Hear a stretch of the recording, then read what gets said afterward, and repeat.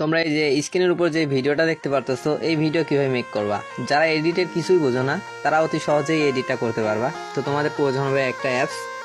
তো আমরা চলে যাই সেই অ্যাপসে। তো তোমাদের এই ভিডিওটা মেক করার জন্য তোমাদের প্রয়োজন হবে মোশন ল্যাব নামে একটা অ্যাপস। তো এই অ্যাপসে আসার পর তোমরা এই যে প্লাস আইকন দেখতেছো, প্লাস আইকনে করলে একটা ফটো নিয়ে নিবা। তো আমি আমার গ্যালারি থেকে আমি একটা ফটো নিয়ে নিলাম। তো এইভাবে আমি ফটোর স্কাই কিভাবে চেঞ্জ করব, এই যে দেখো নিচে লেখা আছে স্কাই, স্কাইয়ের উপর ক্লিক করবা। তো এইখানে ক্লিক করার পর দেখো এখানে অনেকগুলা স্কাই আছে, তুমি স্কাই চেঞ্জ দাও, দেখো কতগুলা স্কাই। আচ্ছা আমি ধরো এটাই সিলেক্ট করলাম। তো এবার এই ব্যাক বাটনে ক্লিক করবা। ক্লিক করার পাশে এই পাশে দেখো ইফেক্ট আছে।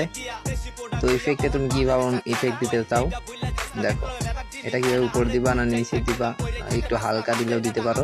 তারপরে এবার দেখো অ্যানিমেশন আছে। তো এখানে তোমার অনেক কিছু আছে, পাখি আছে, মানে এই পাখিগুলো এইভাবে দিয়ে দিলে এখানে পাখিগুলো উড়বে। এইখান থেকে আরো অনেক কিছু অ্যাড করতে পারো, প্রজাপতি আছে, যে গাছ আছে। তো এমন একটা গাছ তুমি এখান থেকে অ্যাড করে দিতে পারো। এছাড়াও এই পাশে অনেকগুলো ইফেক্ট আছে। তো ইফেক্টটা এবার তারপরে এই যে এখানে ক্যামেরা এফেক্টস, এটা হচ্ছে তোমার মানে স্ক্রিনটা নড়াচড়া করার জন্য। এবারে যে অ্যাডজাস্ট আছে, তোমাদের যেমন ইচ্ছা তোমরা তেমন করে এখান থেকে করে নিতে পারো।